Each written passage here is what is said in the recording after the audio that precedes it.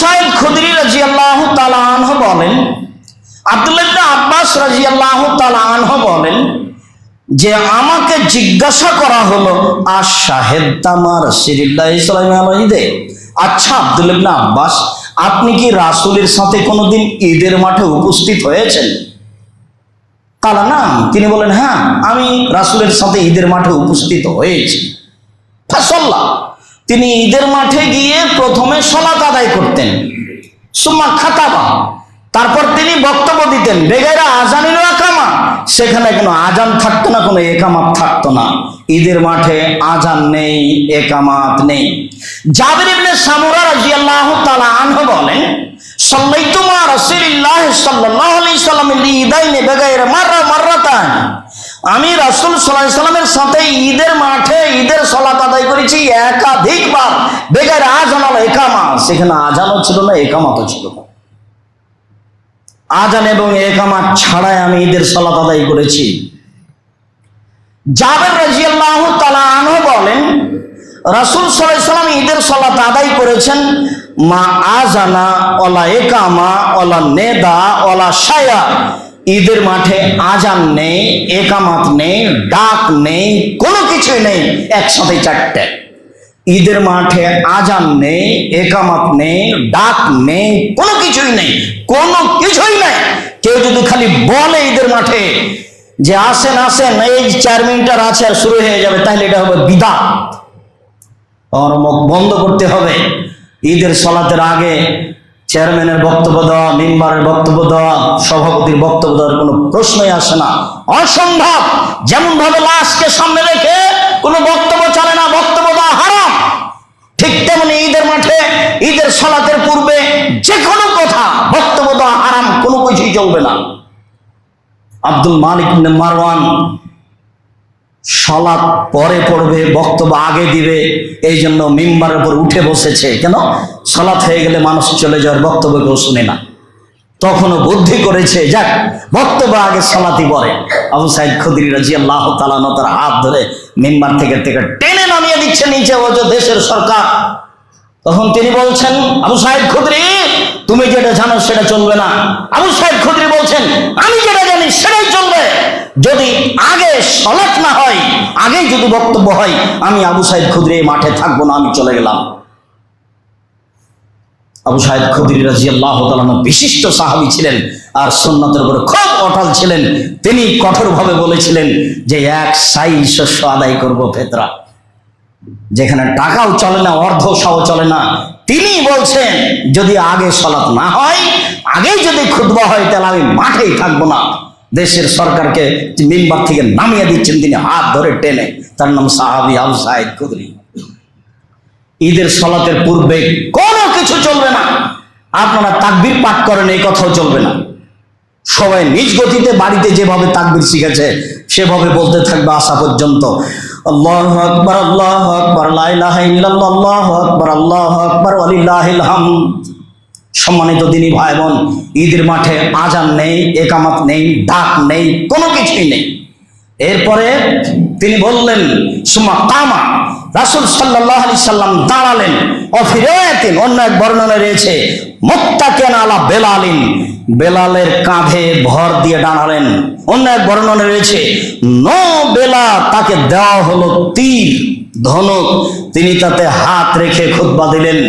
বক্তব্যের সময় দাঁড়িয়ে বক্তব্য দিতে হবে, বিশেষভাবে ঈদের সালাতে, বিশেষভাবে জুমার সালাতে, এবং হাতে লাঠি থাকবে, এটাই সুন্নাত। উল্লেখ্য যে ঈদের খুতবা একটাই, ঈদের খুতবা 2টা হলে তা বিদআত হবে। জুমার খুতবা 2টা, তবে ঈদের খুতবা একটা। ঈদের খুতবা 2টা হবে, এর প্রমাণ দুনিয়াতে নেই, সেটাকে স্পষ্ট বেদাত উল্লেখ করা হয়েছে। সম্মানিত দিনী ভাই বোন, রাসূল দাঁড়িয়ে বেলালের গায়ে হাত লাগিয়ে মানুষের সামনে বক্তব্য দিতে লাগলেন। নাস, মানুষকে ওয়াজ শোনালেন। ওয়াযাক্কারাহুম, তাদেরকে উপদেশ দিলেন। আমারাহুম বিত্তাক, তাকে রাসূল সাল্লাল্লাহু আলাইহি সাল্লামকে মেনে চলার জন্য আদেশ করলেন। অফি রিওয়ায়াতিন, অন্য এক বর্ণনায় তিনি বললেন তাসাদ্দাকু, তাসাদ্দাকু, তাসাদ্দাকু, উপস্থিত জনগণ তোমরা দান করো, দান করো, দান করো। ফাকানা আকসার নিসা ইয়াতাসাদ্দাকনা, সেই বৈঠকে মহিলারাই বেশি দান করেছিল। সেই এই ঈদের মাঠে মহিলারাই বেশি দান করেছিল, যা রাসূল সাল্লাল্লাহু আলাইহি সাল্লামের সাহাবীগণ বেলাল রাদিয়াল্লাহু তাআলা থেকে বর্ণিত হয়। সম্মানিত দিনী ভাই বোন, অত্র বুখারী মুসলিমের হাদিসে আল্লাহ রাসূল দাঁড়ালেন, জনগণের সামনে বক্তব্য দিতে লাগলেন। সুমা আতান নিসা, তারপর তিনি মহিলাদের নিকটে আসলেন। তাহলে বোঝা যাচ্ছে যে মহিলারা মাঠে ছিল, তবে তারা বক্তব্য শুনতে পাচ্ছিল না, সেই জন্য আল্লাহ রাসূল তাদের কাছে আবার গেলেন। বেলাল রাদিয়াল্লাহু তাআলার সাথে গেলেন। ফাওয়াজাহুন্না, তিনি তাদের উপদেশ দিলেন। ওয়াযাক্কারাহুন্না, তিনি তাদের নসিহত করলেন।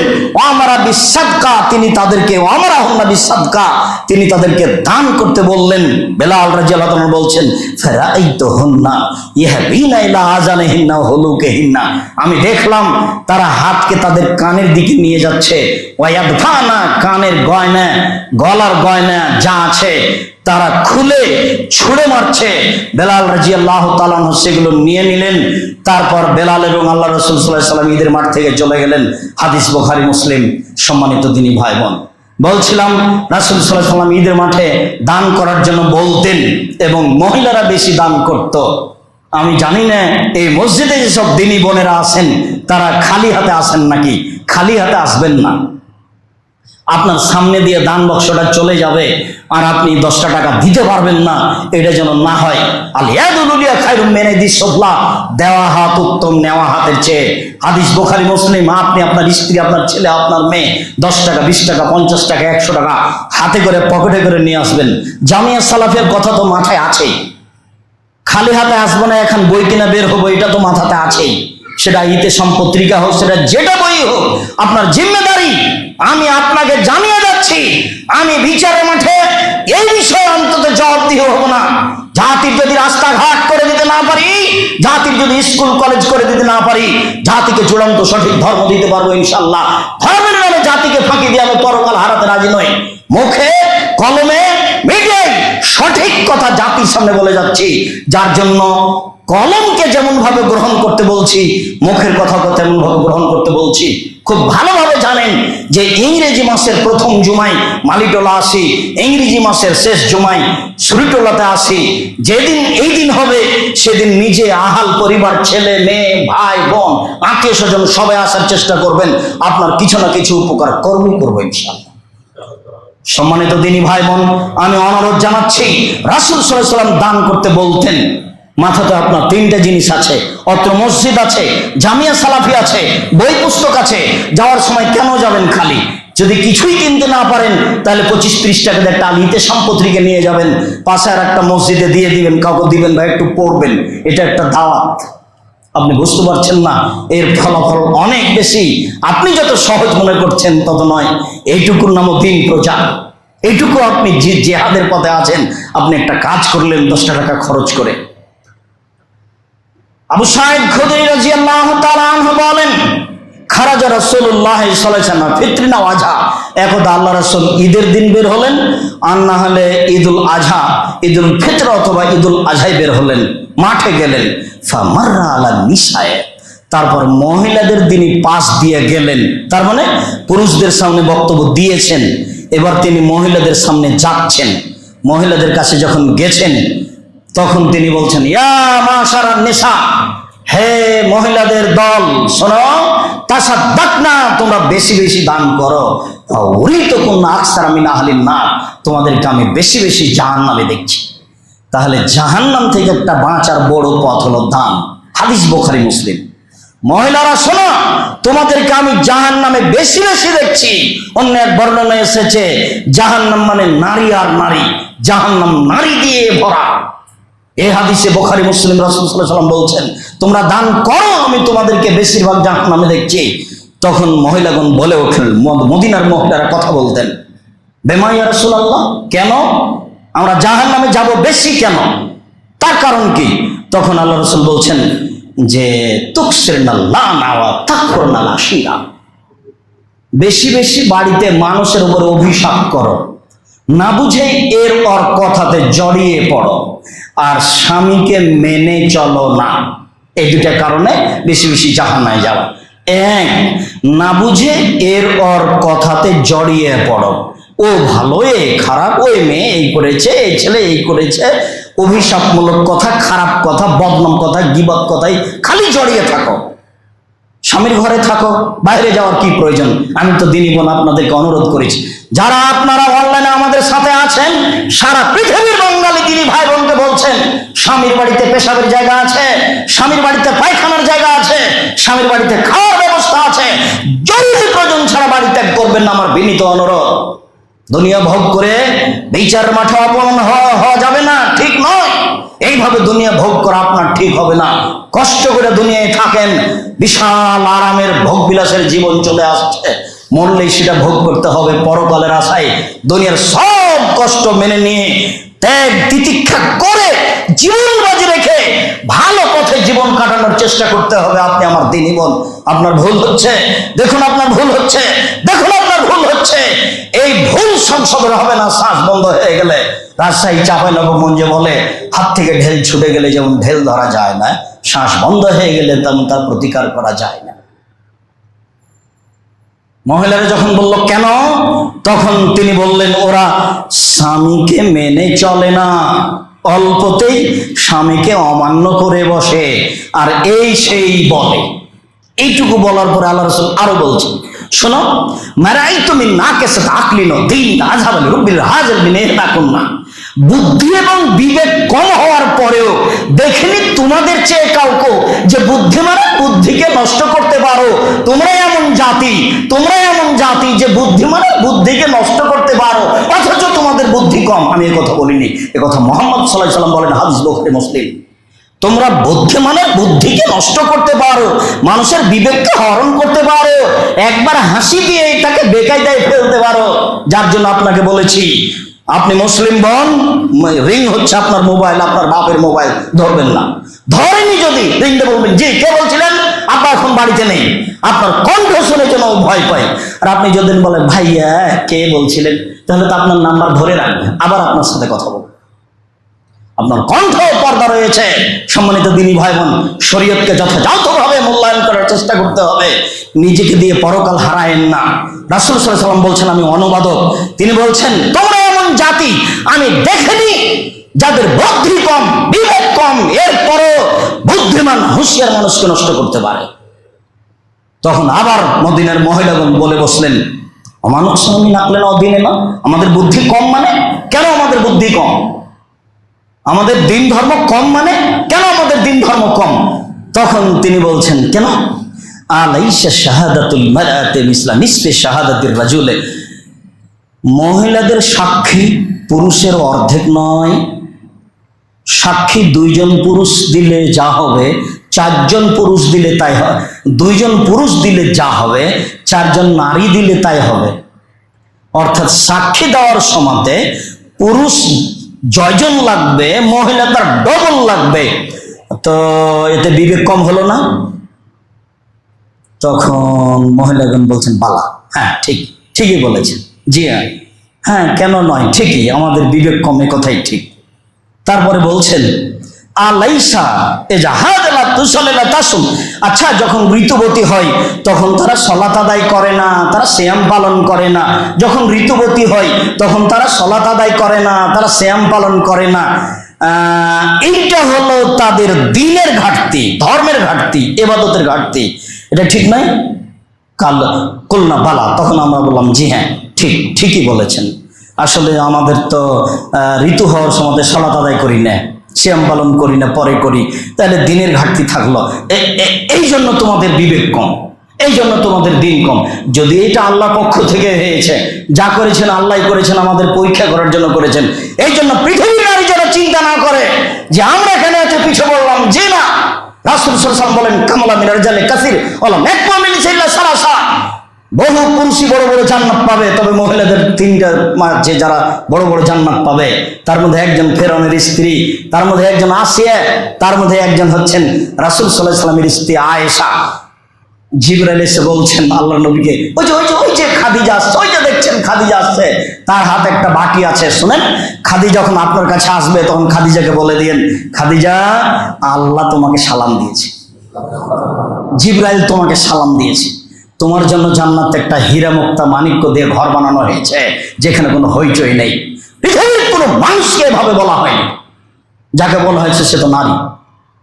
পৃথিবীর কোনো মানুষকে এভাবে বলা হয়নি, যাকে বলা হয়েছে তিনি হচ্ছেন নারী।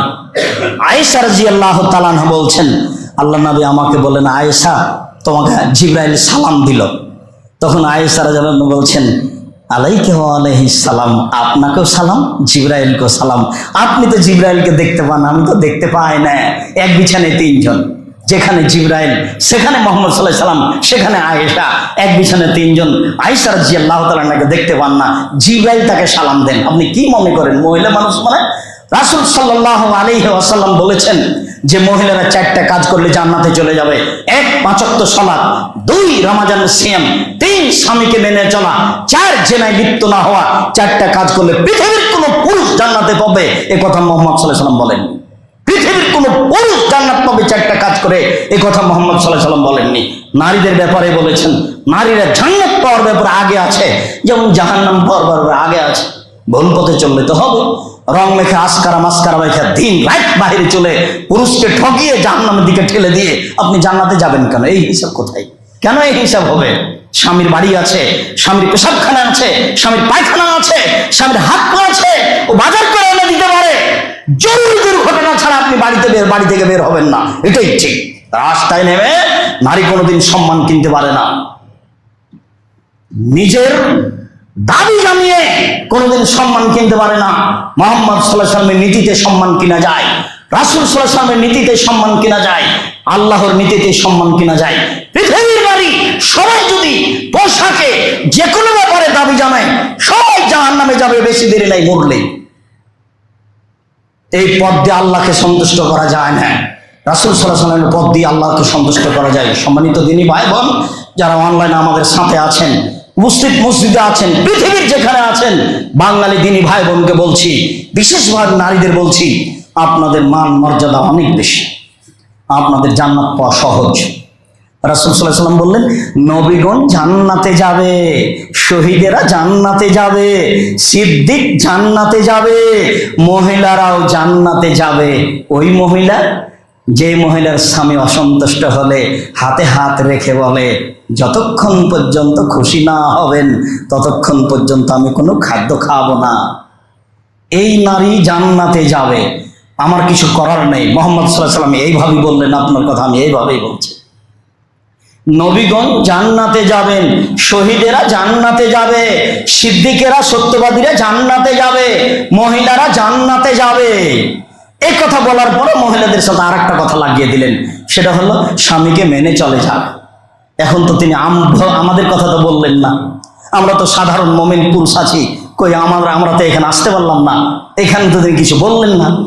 আর কেউ যদি বলে, আব্দুর রাজ্জাক সাহেব বলেছেন যে ওযু করার পরে যদি কেউ বলে আশহাদু আল্লা ইলাহা ইল্লাল্লাহ ওয়া আশহাদু আন্না মুহাম্মাদান আবদুহু ওয়া রাসূলুহু, তাহলে জান্নাতের সব দরজা খোলা। এটা তো সবাই, পুরুষ বললে হবে, নারী বললে হবে।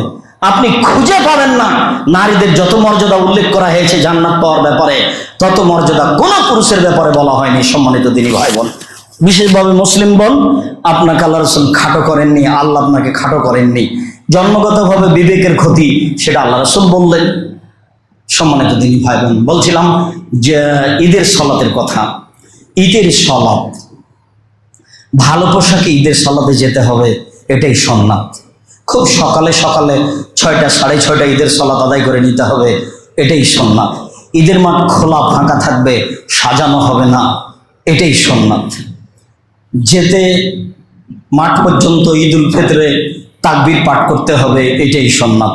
ঈদুল আজহাতে 1 জিলহিজ্জা থেকে নিয়ে 13 তারিখ পর্যন্ত তাকবীর পাঠ করতে হবে, এটাই সুন্নাত। ভালো পোশাকে ঈদের মাঠে যেতে হবে, এটাই সুন্নাত। 12 তাকবীরে ঈদের সালাত আদায় করতে হবে, এটাই সুন্নাত। ঈদের মাঠে টাকা পয়সা সাথে নিয়ে যেতে হবে, জুমার দিনে টাকা পয়সা সাথে নিয়ে যেতে হবে, পুরুষ মানুষ হিসাবে টাকা পয়সা নিয়ে বের হতে হবে। আমার মা বলতেন, বেটা ছেলেকে টাকা ছাড়া বের হতে হয় না। আমার মাঝে কি বুঝতেন? বলতেন যে দাওয়াত খায়ও না, দোকানে বসিও না, প্রাইভেট পড়ায়ও না, এসব কথা আমার মা বলতেন। তো বাড়ি থেকে বের হলে পুরুষ মানুষকে হাতে টাকা নিয়ে বের হতে হয়, এটাই ঠিক।